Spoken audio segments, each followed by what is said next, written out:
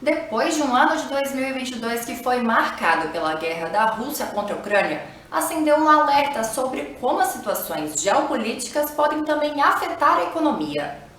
Mas essa situação não é restrita apenas a esse conflito, que alterou as relações comerciais, resultou em sanções e em uma disparada nos preços das commodities. E o mundo estaria nas profundezas de uma recessão geopolítica, segundo a consultoria de risco global Eurásia. Conversamos com especialistas em relações internacionais e trouxemos 5 fatores que podem afetar a economia mundial e brasileira em 2023. O primeiro fator é a continuidade da guerra da Ucrânia. Esse ano deve trazer uma definição se esse é um conflito de curto prazo ou se ele deve se estender por um período mais longo.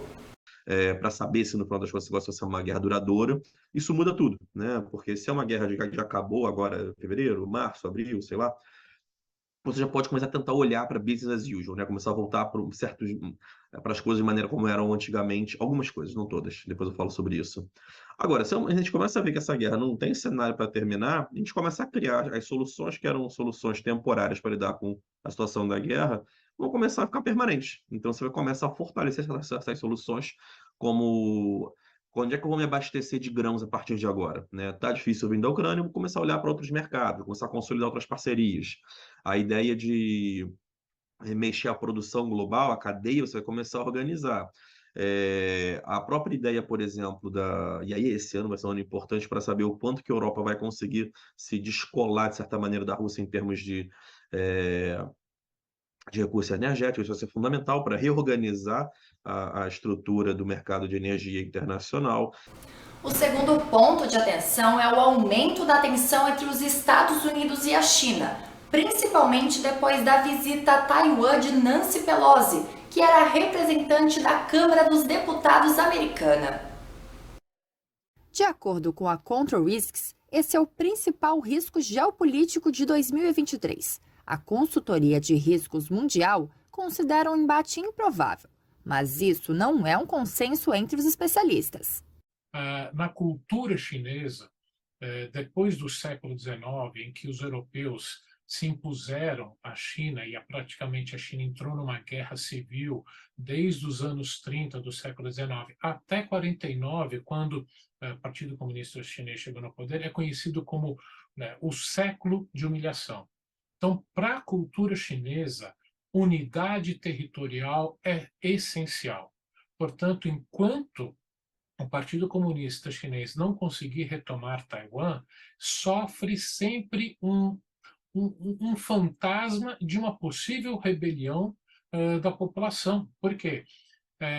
A população reconhece esse mandato divino do Partido Comunista enquanto ele der estabilidade, prosperidade e território integrado.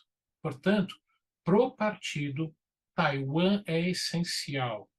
Pro partido, para ele não cair, como tantos imperadores ao longo dos milênios de história chinesa já caíram, o Partido Comunista vai à guerra por causa de Taiwan. O terceiro ponto de risco é uma escalada de tensão no Irã, que vem aumentando o potencial nuclear. Israel e Irã enxergam o outro como ameaça, e essa situação pode resultar em outra escalada nos preços do petróleo, se resultar em conflito.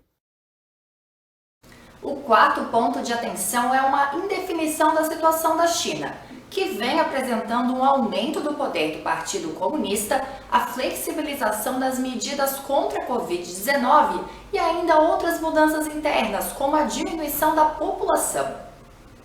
O quinto e último ponto, mas mais a nível local, é a reaproximação do Brasil com os países do Mercosul. A primeira viagem internacional do governo eleito foi uma visita à Argentina e ao Uruguai. Teve até anúncio de estudos para uma possível moeda comum para transações comerciais. O Mercosul é o grande projeto de política externa do Brasil nos últimos 30 anos. Então, o Mercosul foi criado em 1991, é o grande projeto de política externa do Brasil.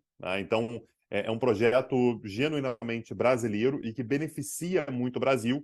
É claro que o Mercosul necessita de grandes reformas, mas é um projeto que marca a liderança brasileira, um projeto que marca a abertura do Brasil com outros países aqui da região. A questão é que existe uma insatisfação por parte principalmente do Uruguai, que é uma economia pequena, não industrializada e que não tem grandes pretensões de industrialização.